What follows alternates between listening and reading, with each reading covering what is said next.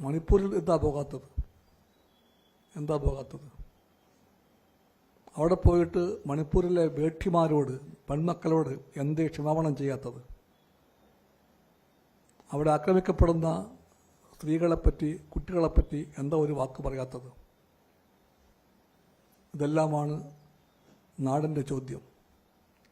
ഈ ചോദ്യങ്ങൾക്കൊന്നും ഉത്തരം ചൂണ്ടിക്കാണിക്കാനോ പറയാനോ കഴിയാത്തത് കൊണ്ടാണ് മോദി ഗവൺമെൻറ്റും BJPയും RSSും ബോധപൂർവം യഥാർത്ഥ ജീവിത പ്രശ്നങ്ങളെയെല്ലാം മൂടിവെച്ചുകൊണ്ട്, മതവൈരം പുലർത്തിക്കൊണ്ട്, ജനങ്ങളെ തമ്മിൽ ഭിന്നിപ്പിച്ചുകൊണ്ട് വോട്ട് കൈക്കലാക്കാൻ ശ്രമിക്കുന്നതെന്ന് കമ്മ്യൂണിസ്റ്റ് പാർട്ടിയും LDFും ചൂണ്ടിക്കാണിക്കുന്നു. അത് ജനങ്ങൾ മനസ്സിലാക്കുന്നുണ്ട്. ജനങ്ങളതുകൊണ്ട് BJP ശിക്ഷിക്കാൻ തീരുമാനിച്ചിട്ടുണ്ട്. ഇവിടെ നാം കാണുന്ന കാഴ്ച എന്താണ്? കേരളത്തിലും ഇന്ത്യയിലുമെല്ലാം ഇടതുപക്ഷത്തിൻ്റെ ഒന്നാം നമ്പർ ശത്രു RSS BJPയാണ്. ഞങ്ങൾ BJPയെ കാണുന്നത് RSSൻ്റെ രാഷ്ട്രീയ മുഖം മാത്രമായിട്ടാണ്. RSS ദേശീയമല്ല, RSS ഇന്ത്യയുടേതല്ല. RSS ശരിക്കും പറഞ്ഞാൽ വൈദേശികമാണ്. ഇറ്റലിയിലെ മുസോളിനി, ജർമ്മനിയിലെ ഹിറ്റ്ലർ, അവർ ചൂണ്ടിക്കാണിച്ച വഴിയിലൂടെയാണ് RSS ഉണ്ടായതും പ്രവർത്തിച്ചതും. അതൊരിക്കലും ദേശീയമല്ല, വൈദേശികമാണത്. സംശയമുണ്ടെങ്കിൽ നിങ്ങൾക്ക് വായിച്ചു നോക്കാം. വിചാരധാര, ഗോൾവൽക്കറാണ് അതിൻ്റെ കർത്താവ്. ഗോൾവൽക്കർ രണ്ടാം സർസംഘചാലക്കാണ്. അദ്ദേഹം അതിൽ പറയുന്നുണ്ട് ജർമ്മനിയിലേക്ക് നോക്കാൻ. ഇതാണ് ഉദ്ധരണി. ജർമ്മനിയിലേക്ക് നോക്കൂ. വംശാഭിമാനം അതിൻ്റെ ഉത്തുംഗാവസ്ഥ പ്രാപിച്ച മാതൃകാഭൂമിയാണ് ജർമ്മനി. വ്യത്യസ്ത സംസ്കാരങ്ങൾക്ക് ഒരേ മേൽക്കൂരയ്ക്ക് താഴെ ഒരുമിച്ച് ജീവിക്കാൻ സാധ്യമല്ല എന്ന് ജർമ്മനി ലോകത്തെ പഠിപ്പിച്ചു. ജർമ്മനിയുടെ അനുഭവത്തിൽ നിന്ന് ഹിന്ദുസ്ഥാന് വിലപ്പെട്ട പല പാഠങ്ങളും പഠിക്കാനുണ്ട്. ഇതാണ് RSSൻ്റെ ദേശസ്നേഹം. ജർമ്മൻ അനുഭവത്തിൽ നിന്ന് ഹിന്ദുസ്ഥാനെ വിലപ്പെട്ട പാഠങ്ങൾ പഠിപ്പിക്കാൻ വേണ്ടിയാണ് വാസ്തവത്തിൽ അത് രൂപീകൃതമായത്. ഹൗ ക്യാൻ ഇറ്റ് ബി ദേശീയം? How can this RSS be patriotic? അത് അടിമുടി വൈദേശികമാണ്. ആ വൈദേശികമായ RSSൻ്റെ വഴികാട്ടിയായ ഫാസിസ്റ്റ് ആശയങ്ങളാണ്, വംശാഭിമാനമാണ് ഏറ്റവും വലിയ ശരിയെന്ന് അവരെ പഠിപ്പിച്ചത്. വംശാഭിമാനം വംശീയ ഭ്രാന്താണ്. ആ ഭ്രാന്താണ് BJP നടപ്പിലാക്കാൻ ശ്രമിക്കുന്നത്. വംശീയ ഭ്രാന്ത്, മതവിദ്വേഷം, മതഭ്രാന്ത് അത് മതമല്ല, മതവിശ്വാസമല്ല. കമ്മ്യൂണിസ്റ്റ് പാർട്ടിക്ക് വേണ്ടി, LDFന് വേണ്ടി ഞങ്ങൾ വ്യക്തമാക്കുന്നു, ഇടതുപക്ഷം മതങ്ങൾക്കെതിരല്ല. ഇടതുപക്ഷം മതവിശ്വാസങ്ങളെ മാനിക്കുന്നു. ഇടതുപക്ഷം എല്ലാ മതങ്ങളിലും പെട്ട വിശ്വാസികളോട് ഐക്യം പ്രഖ്യാപിച്ചുകൊണ്ട് കൈകോർത്ത് പിടിക്കാനായി കൈകൾ നീട്ടിപ്പിടിക്കും. പക്ഷേ ഞങ്ങൾ മതഭ്രാന്തിനോട് സന്ധി ചെയ്യില്ല. മതത്തെ മതഭ്രാന്താക്കി മാറ്റി ജനങ്ങളെ ഭിന്നിപ്പിക്കുന്ന എല്ലാത്തരം ശക്തികളോടും ഒരിക്കലും ഇടതുപക്ഷം സന്ധി ചെയ്യില്ല. പക്ഷേ ഞങ്ങൾ എല്ലാ മതങ്ങളിലും പെട്ട വിശ്വാസികളുമായി ഐക്യദാർഢ്യത്തിലായിരിക്കും. അവരുമായി ഞങ്ങൾ കൈകോർത്ത് പിടിക്കും. ഈ നാടിനെ വർഗീയ ഭ്രാന്തിൻ്റെ ആലയമാക്കി മാറ്റാനുള്ള നീക്കത്തെ ചെറുക്കാൻ വേണ്ടി ഞങ്ങളുടെ സമരത്തിൻ്റെ ഏറ്റവും അടുത്ത ഉറ്റ സമരബന്ധുക്കളായി ഞങ്ങൾ മതവിശ്വാസികളെ കാണുകയാണ്. ഇതാണ് ഞങ്ങളുടെ കാഴ്ചപ്പാട്. RSS കാഴ്ചപ്പാടെന്താണ്? അവർ പറയുന്നുണ്ട് രാജ്യത്തിൻ്റെ ആഭ്യന്തര വൈരികളെപ്പറ്റി. ഒന്നാമത്തെ ആഭ്യന്തര വൈരി, ഈ ബഞ്ച് ഓഫ് തോട്ട്സ്, വിചാരധാര പറയുന്നത് മുസ്ലിമുകളാണെന്നാണ്. രണ്ടാമത്തെ ആഭ്യന്തര വൈരി ക്രിസ്ത്യാനികളാണ്. മൂന്നാമത്തെ ആഭ്യന്തര വൈരിയാണ് കമ്മ്യൂണിസ്റ്റുകാർ.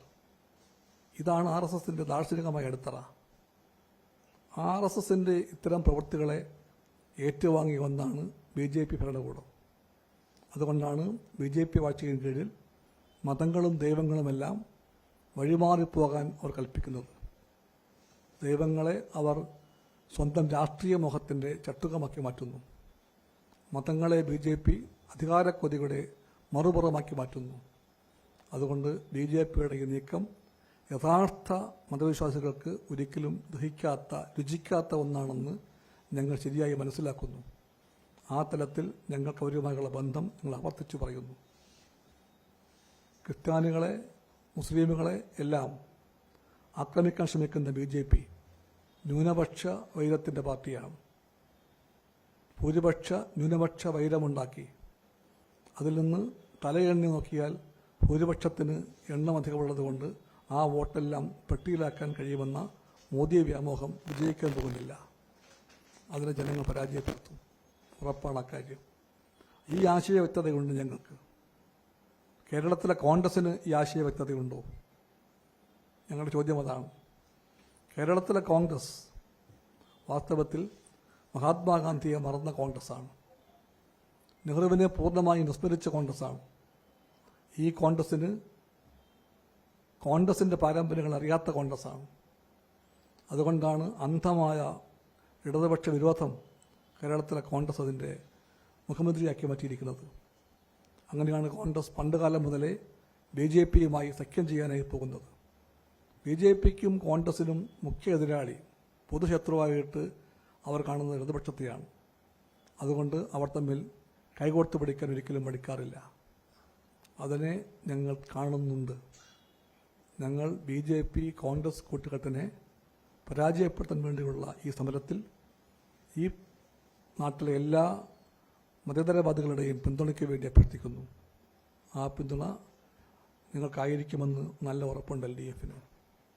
അതുകൊണ്ടാണ് ഞങ്ങൾ വിജയപ്രതീക്ഷ എന്ന് പറയുമ്പോൾ ഒരിടത്തല്ല എല്ലാ സ്ഥലങ്ങളിലും ജയിക്കുമെന്ന് ഞങ്ങൾ പ്രതീക്ഷിക്കുന്നത്. ജനങ്ങളുടെ പൾസ് അതാണെന്നാണ് ഞങ്ങൾക്ക് ഒരു റൗണ്ട് പൂർത്തിയാകുമ്പോൾ മനസ്സിലാകുന്നത്. ഇത് ആലപ്പുഴയ്ക്ക് ബാധകമാണ്, മാവേലിക്കരയ്ക്ക് ബാധകമാണ്. വിജയത്തിൻ്റെ അന്തരീക്ഷമുണ്ട് ഈ മണ്ഡലങ്ങളിലെല്ലാം. LDF അനുകൂലമായിട്ടുള്ള കാര്യം ഞങ്ങൾ നിങ്ങളുമായി പങ്കുവയ്ക്കുന്നു. ഇതുമായി ബന്ധപ്പെട്ട ഒന്നുകൂടി ഞാൻ പറയാൻ ആഗ്രഹിക്കുന്നു. RSSൻ്റെ BJPയുടെ ആശയ സ്വാധീനം കൊണ്ട് കേരളത്തിൻ്റെ കലാമണ്ഡല സ്ഥാപനമല്ല, കലാലോകത്ത് വളരെ വളരെ അനുചിതമായ, ഒരിക്കലും പൊറുപ്പിക്കാനാകാത്ത പ്രവണതകൾ തലവെക്കുന്ന കാര്യം നമ്മൾ കാണുന്നുണ്ട്. അതൊരു കേരളത്തിൽ ഉണ്ടാകുമെന്ന് ആരും ചിന്തിക്കാത്ത കാര്യമാണ്. ഒരു സ്ത്രീ ഒരു സങ്കോചവും കിടന്ന് പറയുകയാണ്, കറുത്തവർ മോഹിനിയാട്ടം കളിക്കാൻ പാടില്ല, ആണുങ്ങൾ അത് പഠിക്കാനോ കളിക്കാനോ പാടില്ല. അങ്ങനെ പറയുക മാത്രമല്ല, എത്രമാത്രം മോശമായ ഭാഷയിലാണ് ആ സ്ത്രീ അങ്ങനെ പറയുന്നത്. ഞങ്ങൾ മാനിക്കുന്നുണ്ട് സ്ത്രീത്വത്തെ പൂർണ്ണമായും മാനിച്ചുകൊണ്ട് ഞങ്ങൾ പറയട്ടെ. ആ സ്ത്രീ പറഞ്ഞ ഓരോ വാക്കും ഓരോ അക്ഷരവും ഇന്ത്യൻ സ്ത്രീത്വത്തെ, ഇന്ത്യൻ സമൂഹത്തെ, ഇന്ത്യൻ പാരമ്പര്യത്തെ, ഇന്ത്യൻ കലാപാരമ്പര്യത്തെ, ഇന്ത്യയുടെ മോഹിനിയാട്ട ചരിത്രത്തെ പോലും അവഹേളിക്കുന്നവയാണ്. മോഹിനിയാട്ടം എന്ന് പറയുന്ന കലാരൂപം മനോഹരമാണത്. അത് കൊടുത്തും വാങ്ങുകയുമാണ് ശക്തിപ്പെട്ടതും വ്യാപിച്ചതും.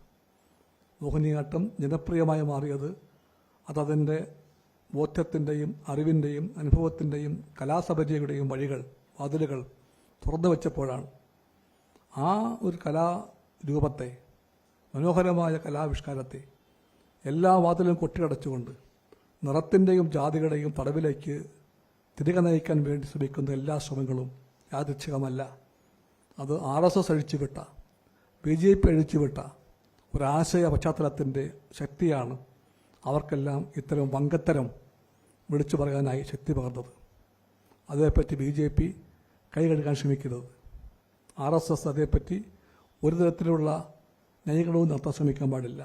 ന്യായങ്ങളില്ല ഇതിന്, അനീതിയാണിത്. പണ്ട് ഒരാളും പറയാൻ ധൈര്യപ്പെടാത്ത ഇത്തരം നെറികെട്ട വർത്തമാനങ്ങൾ, കലാവിരുദ്ധമായ, സൗന്ദര്യവിരുദ്ധമായ, സ്ത്രീവിരുദ്ധമായ, ആൺവിരുദ്ധമായ, സമൂഹവിരുദ്ധമായ ആശയമെല്ലാം പറയാൻ അത്തരക്കാർക്ക് ധൈര്യം പകർന്നു കൊടുത്തത് RSS ഒരുക്കിയ, BJP ഒരുക്കിയ ഒരാശയ അന്തരീക്ഷമാണ്. അതുകൊണ്ട് ഇതിൻ്റെ ഉത്തരവാദി ആ ഒരു സ്ത്രീയല്ല, മറിച്ച് BJPയാണ്. BJPയെ ഇതെല്ലാം പഠിപ്പിച്ചു കൊടുക്കുന്ന RSS ആണെന്ന് ഞങ്ങൾ ന്യായമായും ചൂണ്ടിക്കാണിക്കും.